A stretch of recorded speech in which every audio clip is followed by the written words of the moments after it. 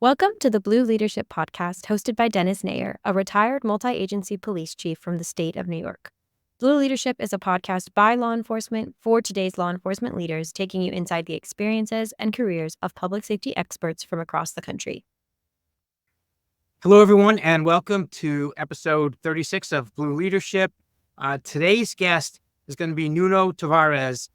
So Nuno is the retired investigative lieutenant from the Placer County DA's office near Sacramento, California. 27 years in law enforcement. He's a lead instructor with California Post Police Officer Standards and Training. He's a core part of the faculty cadre of the University of San Diego's LEPSL, Law Enforcement and Public Safety Leadership Master's Degree Program. He has his master's degree himself in leadership and lots more. But without further ado, Nuno, thank you for being here today.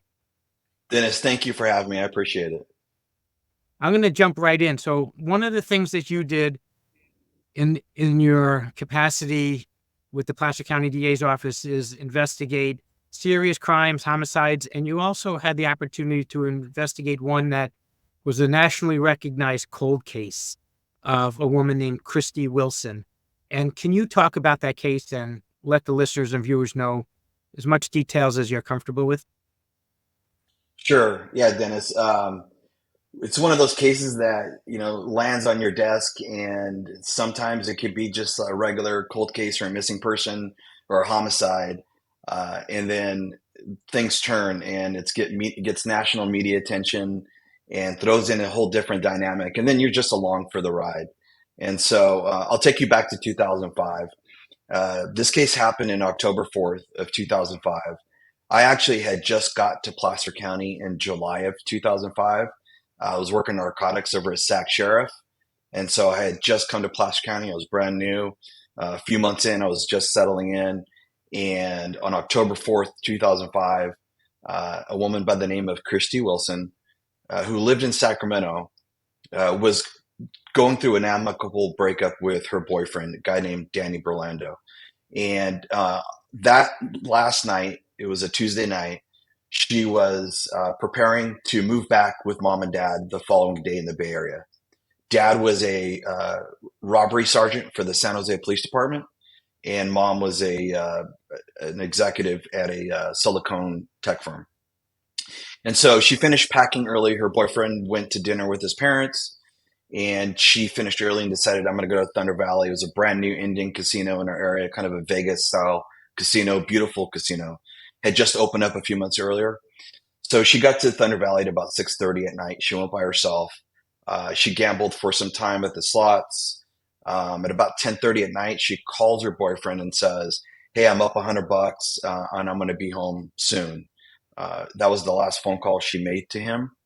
As she goes throughout the casino, she decides to go play blackjack at about 11 o'clock at night.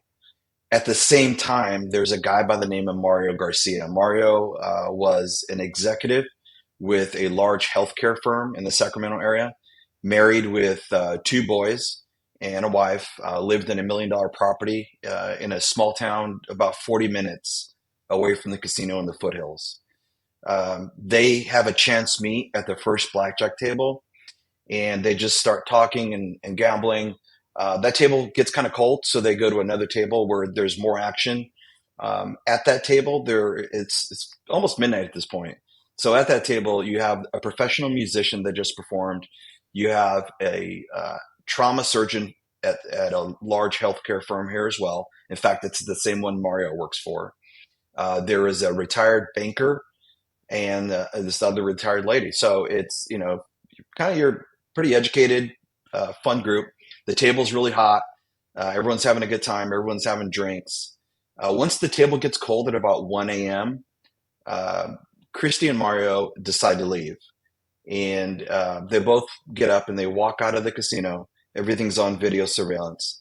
They get to the front of the casino. Christy's pointing at her car, which is parked about 3 lanes away from where Mario's car is. He's pointing at his.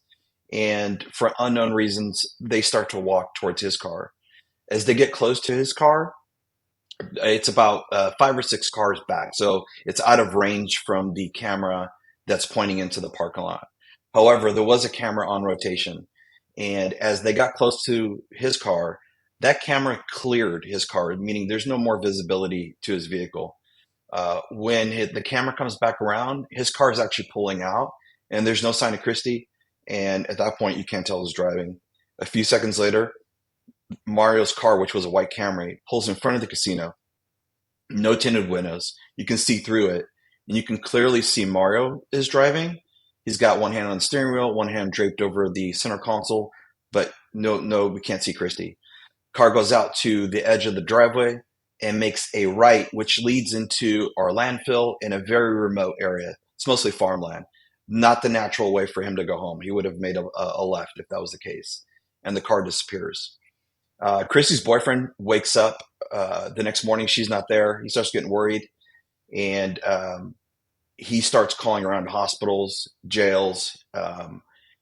Now, let me take you back 8 months prior to this. Christie and Danny had a domestic violence. The case was never charged. It was they were both mutual aggressors, were deemed mutual aggressors. So they did have a little bit of a sticky relationship 8 months prior. So he finally calls mom and dad in the Bay Area about a day later and says Christie's missing. Dad, being a cop, they already hated Danny because of the DV. Gets immediately suspicious and believes that he's the one that has something to do with Christie being missing. He drives up from the San Francisco Bay Area to our area to look for Christie. He asks Danny to report her missing immediately, but Danny waited 48 hours. So when we got the call, we immediately suspected that he had something to do with this. So we investigated that for some time.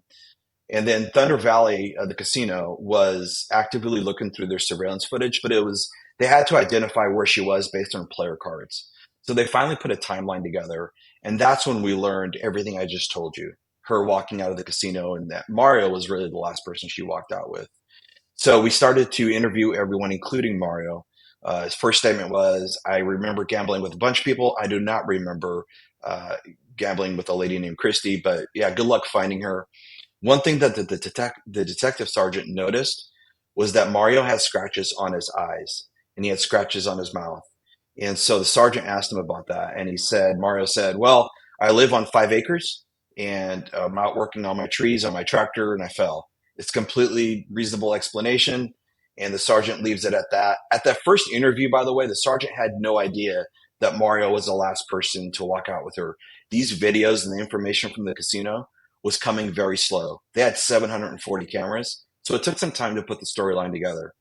So later that day, we continue with our investigation of Danny.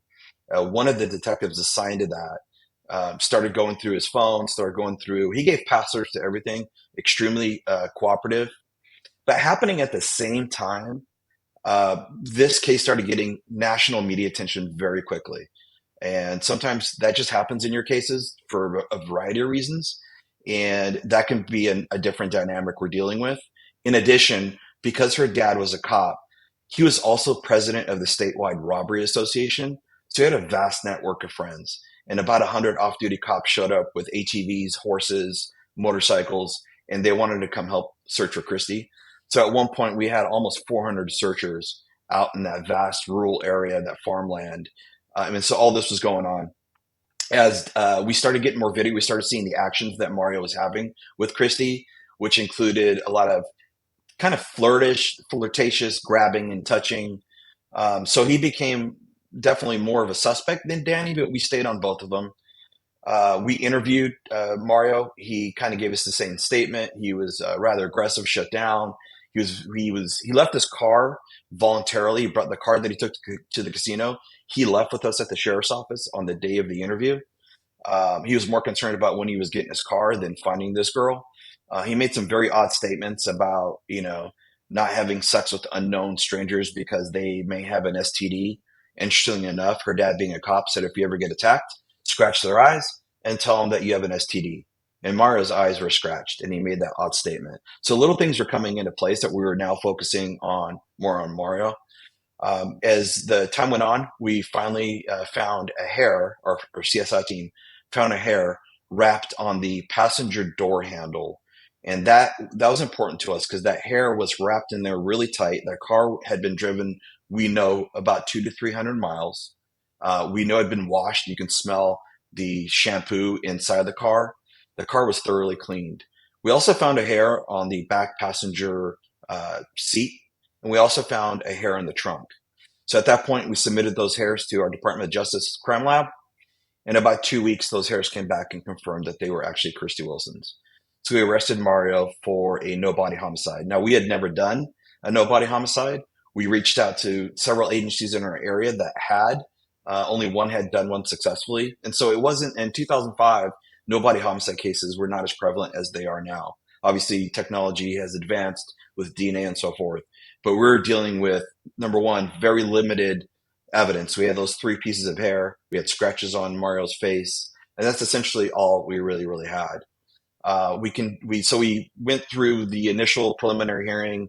He was held on that no body homicide. We continued to the investigation. We called the car an archaeological dig because that's exactly what it was. DOJ went back and looked at the back seat again, and we found a little bit of blood. That blood was definitely Mario's, but the numbers were really low to be able to say whether it was Christie or not. So it wasn't compelling, but it started to move the needle in the right direction.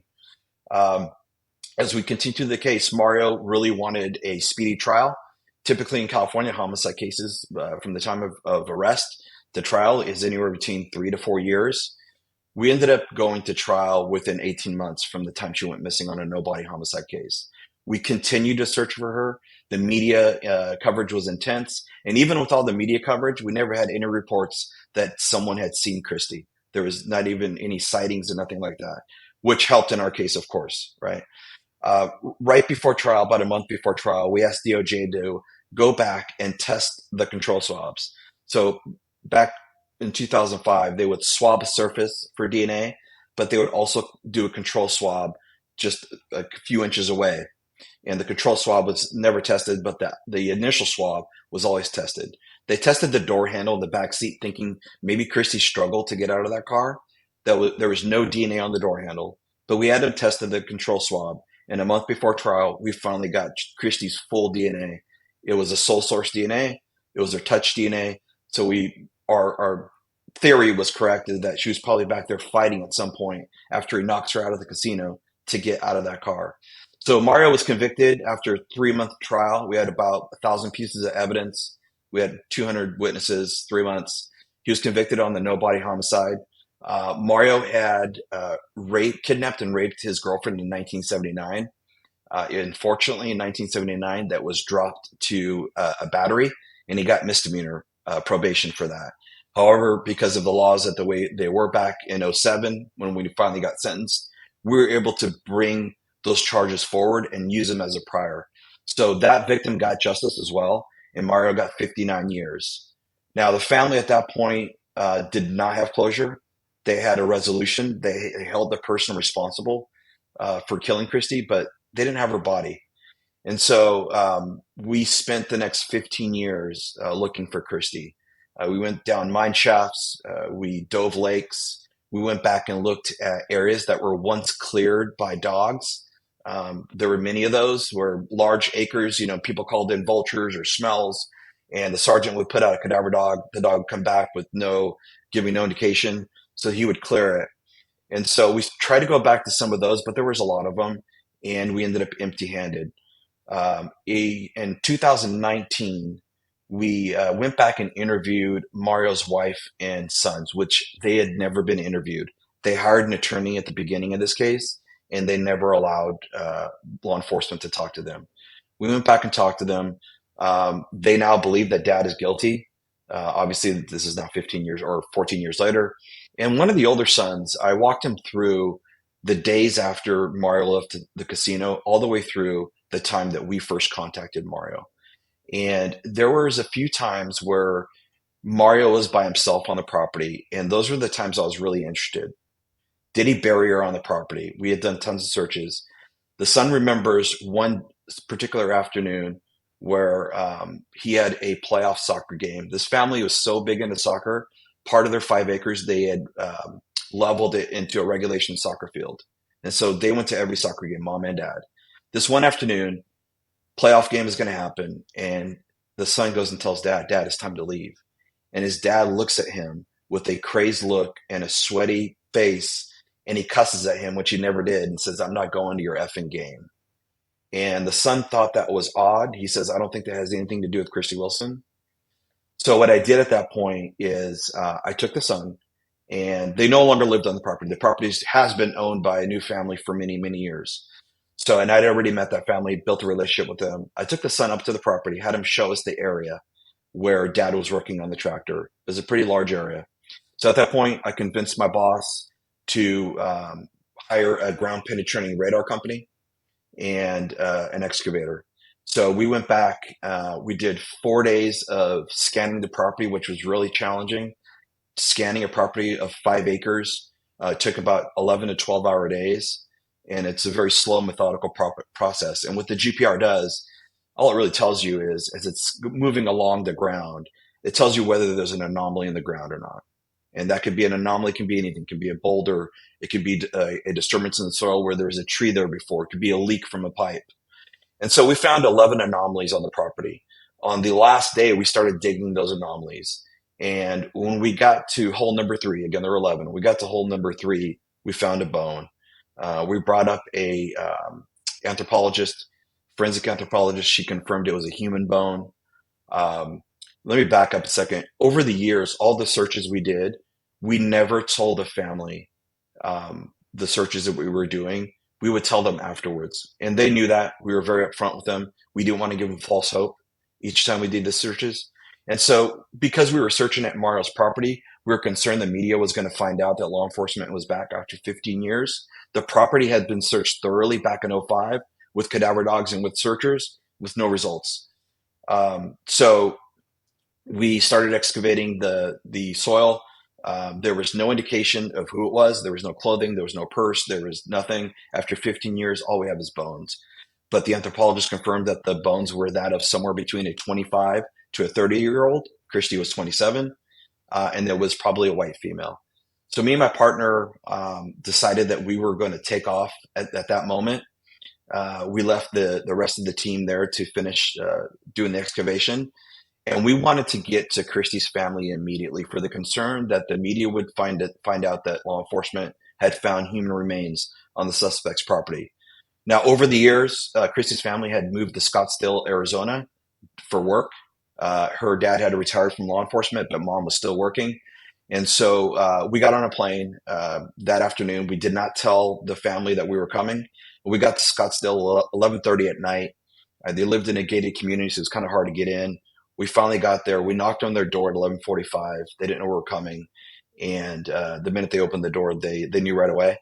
And our message was that we found human remains. We didn't know if it was Christie. And it was emotional for everyone, including ourselves, after looking for this girl for 15 years. And we left them with that at 3 a.m., that it was white female, same age range. And the following morning, we did get confirmation it was Christie through dental records. And from there, we were finally able to give the family what they needed to move to the next chapter. And phenomenal family. She had an older sister. We've stayed in contact. In fact, I teach with Christie's mom, Debbie Boyd. She gives back to law enforcement by teaching with me in a homicide class. Wow, amazing. Just everything from start to finish, so clear in how you described it, and the dedication and the focus, and really seems like yourself and all your colleagues put themselves in the position as if it was part of their family. And my question is, what kept you motivated in all those years and with all those obstacles? What kept you so focused? It's a good question because it was not easy. In fact, it was challenging. So after finding Christie and the case moving on, I went directly into work cold case homicide. So I went to a new unit. My partner actually went to a new unit himself. We decided that we were going to keep the case with us. And I had this box. Actually, that box was on my desk until the day I retired a year and a half ago. And in this box, I had leads that we wanted to go back to. But I had this article from the Sacramento Bee where Christie's dad was interviewed. And he said, we cannot put this to rest until we put Christie to rest. And I had that article, I had that quote from dad posted. And every time I moved units, I promoted a few years later, I brought it to my new office. And the thought that there's a family that doesn't know where their child is, is just gut wrenching. My daughter was born the same year I had a child. She was born in '05, the year that Christy went missing, and that was kind of the drive, is to bring this girl home to mom and dad. And of course, having the relationship with them, with the victim's family over the years, and seeing the pain that they were going through, it was huge, and it was a hole that they had, and that kept us motivated to bring her home. And but it wasn't without challenges because of the other cases and the other work that we had, throughout the years. Yeah, wow. What an example of fortitude and just staying with something for such an important reason. And I'm sure that there's no amount of expression that the family can do to convey how important it was that you didn't just say, well, we've done our best. And that's one thing that Chrissy's parents both talk about. They now do a great job supporting other victims across the country, other victims' families who are in the same situation that they were, and they that's their message, is don't give up. And a lot of times these families are frustrated with law enforcement because law enforcement moves on. And I understand it. There were times where it'd be 6, 8 months, sometimes a year, where we wouldn't touch the case, and you'd have to really find that drive to go back to that. And again, that drive was their family. They were advocates for Christy the whole way through, and I found my strength and my drive through them, really. Wow. Um, this is a story that I actually don't even want to go on to any other different topics because it's so important, but just I think this is the type of image that people should see of law enforcement, because I feel this really reflects that dedication and drive to justice and looking after victims and trying to do everything they can to bring closure. So actually the next question is kind of related, because as an investigator, you actually teach, and you're a lead instructor. You teach an interview and interrogation course, and you teach one that's newer and more cutting edge. And I was hoping you could talk a little bit about what that is. Sure. So maybe I'll give you a little bit of a background on that. So in 2006, I went through we have a 80-hour course, and it's a basic detective school. It's an 80-hour course, and within those 80 hours, there's little chunks of, search warrants and media and interview and interrogation. And so we have another one. It's an 80-hour course. It's for new homicide detectives. So anyone that's promoted into homicide, they go through the 80-hour course. It's an advanced course, but it's just for homicide. And so when I went through, I was asked by one of the instructors if I wanted to coach the interview sections. So I really started teaching, or excuse me, coaching. We were teaching the read technique. I used the read technique. Many of us were trained that way. It's been around since the 60s. And so over the years, I became a lead instructor for the read technique in both homicide and in the basic detective schools. And in the homicide class, that's the one where I teach. I teach two sections: working with homicide victims' families, and that's where I work with Christy's mom. And basically, what I do there is I set up. I do a 30-40 minute introduction to the case. I talk about the journey, and then mom comes up and talks about the same journey, but from a victim's family perspective, and the challenges and the times where they were frustrated with us. And there's a lot of lessons learned in that block, which that's my number one mission, is to deliver my lessons that I didn't probably learn from sometimes, but definitely those lessons learned. And then I also teach the interview portion. So back to the new interview, it's called science-based interviewing. I'll refer to it as SBI. And science-based interviewing came as a result, in the United States, came as a result of, in 2009, the Obama administration looked at what was happening in the black sites all over the world, the Guantanamo Bays, and looking at the intelligence that was coming from there.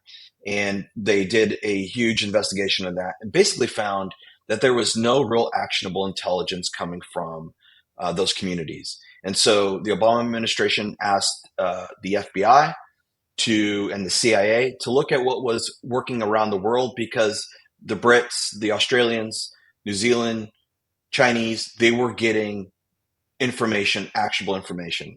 So what we learned, the United States, is we learned that the other countries were doing interview techniques that were science-based. And what that means is the interviews that we do are looked at either live or from video by psychologists. And these are psychologists that are in the field of human psychology, forensic human psychology.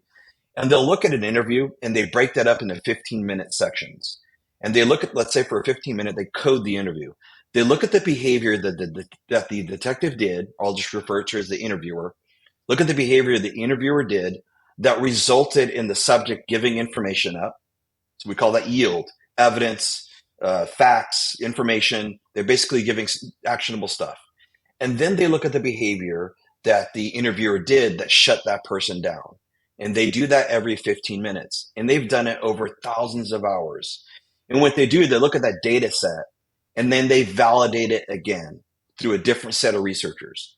And they can say now, okay, this behavior, like good rapport, for example, establishing good rapport results in yield, results in information. But when we're confrontational, we do minimization, we don't get that yield. And so they flush out what works and what doesn't work. And so the Department of Defense decided this is what we're going with. And so all of our CIA teams were trained in science-based interviewing. At the time, the FBI said, well, hang on. The CIA community doesn't have to do Miranda. They don't have to deal with any of the legal issues. So let's build a curriculum for civilian law enforcement in the United States where we can apply this and do a better job at getting interviews or getting information. So they built the curriculum. They devised a group called the HIG, which it stands for the High Value Detainee Group, and it falls under DoD, and it's got FBI, CIA, ATF. It's got all the large alphabet soup, if you will. And so they have at Quantico, they have a training facility. The full SBI training is about 450 hours. I've done close to 200 and some change. And so what they did is they came out, California Post was very interested, and agencies in New York and in Florida were interested in teaching SBI. So they devised a 40-hour curriculum. Because I was the lead instructor for the RE technique, I volunteered to be fully trained in science-based interviewing. And so what was funny, let me mention this really quick, because I think it's important for the viewers to know this. I did read, I trained read. Read worked. Sometimes it worked too well, and false confessions came along, right? Because of the minimization that we do. But when I looked at the science-based curriculum and I really started getting into the research, I looked back at my interviews and I thought, I've done this. I've connected with the subject that I'm interviewing. I've tried to understand them as a person. I've tried to show some empathy by not judging them, but trying to understand them, how they led to be who they are in front of us. And so I tell this to the students when I teach our 40-hour science-based interview class, is that some of the terminology is new, but what we're teaching you to do is to be human in that interview room, something that you've already done in your career in other interviews. So it's not completely new. And I'll tell you, the scientists will tell you, in fact, they'll say, we're scientists. If the science showed that waterboarding works, well, then hell, let's start waterboarding people. But the science shows that the enhanced interrogation techniques simply do not work, and they do not give us the yield that we're looking for. Another piece to science-based interview is what we call the cognitive interview. And the cognitive interview has been taught for many years. It was created by Dr. Fisherman and Geiselman back in the 70s, taught across the country. But we're taught to do the cognitive interview now, even with suspects, because sometimes what we may think is someone that's lying is simply them trying to retrieve memory. And so trying to navigate that. And then at the very end of all this, there's an evidence plan that we work through an evidence plan. How are we going to disclose our evidence? And we do so in an ethical way that allows the suspect to either lie, continue lying, or to present in a way that maybe there's a memory cue.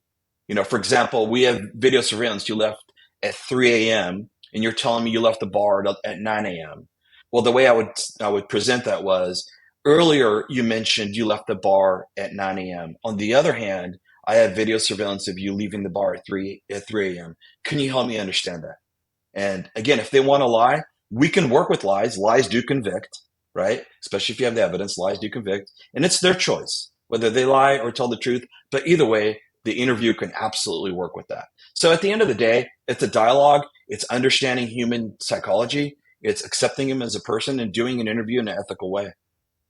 Wow. And that lends itself very well to what you do and what you need to do, or what every sworn member needs to do when they want to try to get justice and closure.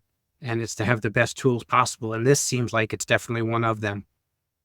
Absolutely. And SBI training is starting to roll. I think in Georgia, they're starting to go that way as well. And so I imagine, this is a big shift, right? Reed's been around for 60, 70 years. And so as the curriculum goes throughout the country and starts to be, the officers start to be trained, they start to see more examples of that. It's going to be 10, 15 years, but I think, especially new detectives coming in California, we do not train Reed at all anymore. They'll only know science-based interviewing. Yeah. And you said, we were talking offline, that it's in New York already, where I'm from. And, Yep. and when you look at the state of policing, where everything you're doing, you really want to make sure that it's procedurally just and that we're continually building trust and legitimacy in what we do. It seems like this is a great pathway toward that. Absolutely. And you mentioned, the trust part. It's so important. And when people feel like we're not being truthful, we're lying, we lose that credibility. It's an uphill battle, and that starts with our patrol officers on the street, not just in the interview rooms, right? It's being honest with people. It's a big part of SBI is being honest in our interviews. If you can't tell them something, tell them you can't tell them, and rather than try to be deceitful around it. At the end of the day, it doesn't do any good in any relationship, whether it's in the interview room, in your personal relationship, or at work. Yeah. Completely agree. And just, I had a little bit of a segue. You obviously have so much experience from your 27 years of law enforcement. You teach this now to other sworn members who can continue to uphold the mission and get justice and closure. You also teach for the University of San Diego's Law Enforcement and Public Safety Leadership Master's Program. You have a lot on your plate. You had it when you were active. When you're retired, you still have you have a lot. What is it that motivates you to teach for that program? What do you like most about it, and how do you stay committed as a core member of the faculty? So it's an easy answer. It sounds cliche, but it's so true. It's our students. Um, when I got into leadership, one of the things that I really wanted to do was mentor, continuing mentor. I enjoy mentoring. I enjoy watching other people succeed, and it's achieving whatever goal that they want. And what's great about our students at USD is they show up at our door already driven. They want to learn. And I want to be part of that. I wanted to be part of that. When I was working, it was not easy. I was on the road a lot because of the training. Actually, I'm still on the road quite a bit with the work I'm doing now. And so, I work all day, 10-hour days, run 410s, and come home in the evening, eat dinner, and head to my office. And I was pretty tired at that point. When you log on and you start reading discussion board posts, all of a sudden you become driven. You're seeing the students, you can, as you read the posts, you can see how happy they are, being challenged by the material, the aha moments that happen. That's what really keeps me driven. And I'll tell you, right, I'm teaching public safety law just like you are, Dennis, right now. And we're in week 7. Every week I have learned something new about the technology, how it's used, the potential of the technology, those privacy rights that we talk about. And so I've always enjoyed being a student. And so I'm learning right along with our students from the material we have because it's so fresh. And in every class we teach, I might teach this class a couple times over a few years, but it's fresh, it's connected, it's relevant. And so I enjoy being a student of that as well. Yeah, we were talking, one of the things I said is, what do you miss most, when people retire, and it happens, there is a transition. And one of the things you said you miss most, which I agree with, you miss the people always. But it seems to me that this role and your teaching role of SBI keeps you very, very well connected. It's funny. When I decided to retire, I went into my elected DA, and he was a friend of mine at another county before he came to Placer. And we talked for a little bit, and he said, I can tell you have a reservation about retiring. And I said, well, I'm really connected with my colleagues and just the profession itself for 27 years of doing it. And he said, no, listen, here's what you need to think about. You're leaving the gun and badge, if you will, but transforming into this educational role or continuing with an educational role. You're still connected. You're giving back to law enforcement in another way. And that to me was, I knew it, but hearing that, it made all the sense. And being able to be, I travel all over the country, teaching SBI, but I speak at many conferences. I teach for the International Homicide Investigators Association. And sometimes I take Christie's mom with me, and we speak about this case. We speak about cold cases. We speak about no body homicide cases, and just pulling it all together, your career, your experiences, your lessons learned. And that made that easy to retire because I'm still involved in the law enforcement community. And let me tell you what the big bonus is. When I'm teaching a class, whether it's a conference or whether it's in a classroom, is on one of the breaks when somebody comes up and says, I was one of your students at USD, and he's wearing a USD shirt. I love meeting our students in person. Again, it's my favorite thing. I'm a people person, and meeting those folks in person it adds gravy to the top of the plate for sure. What a great answer. And it's all really about creating meaning. And it seems you have a tremendous amount of meaning in what you do. And my last question to close out is from a leadership point of view. You're clearly a leader. What is it philosophy-wise that stands out to you that leaders should know? Or is there any book that you like to reflect on for leadership? Sure. So when I was going through my master's program and learning about leadership and so forth, I had a little aha moment was, you're sitting in class and you're thinking back to leaders that you followed, people that really resonated with me, those leaders that just stuck with me all the way to the end. And I adapted to that. It was the transformational leadership, right? It's person-centered. I'm a people person. It's connecting with your subordinates so that you have mutual goals, and whether those goals are organizational goals or they're personal goals, you connect with them and you mentor them to take your position, to take any position. Maybe they don't want to promote. Maybe they just want to go to a different unit. Maybe they want to do something else.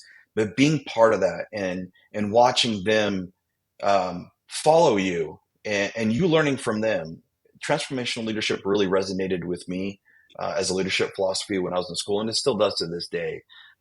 And that's one of the reasons, one of my favorite books when it comes to leadership. And I was introduced to this book when I was going through my master's degree, was by Tony Dungy, head NFL coach, many years in the NFL with the Indianapolis Colts, with the Tampa Bay Buccaneers. He wrote a book called The Mentor Leader. And it resonated with me because that's really, at the end of the day, he saw himself as a mentor and to mentor others to be leaders. Again, whether it's on the field or off the field. So it's a great book. I highly recommend it. I love listening to Simon Sinek, his TED Talks. Again, his theory or his philosophy is always people-centered. And that's, as leaders, at the end of the day, that's our business, right? Is helping people grow. Nuno, what a way to end it. Perfect. And it really circles right back to that cold case. And if you weren't a people person, you wouldn't have cared so much and you wouldn't have been able to get the results that family desperately needed.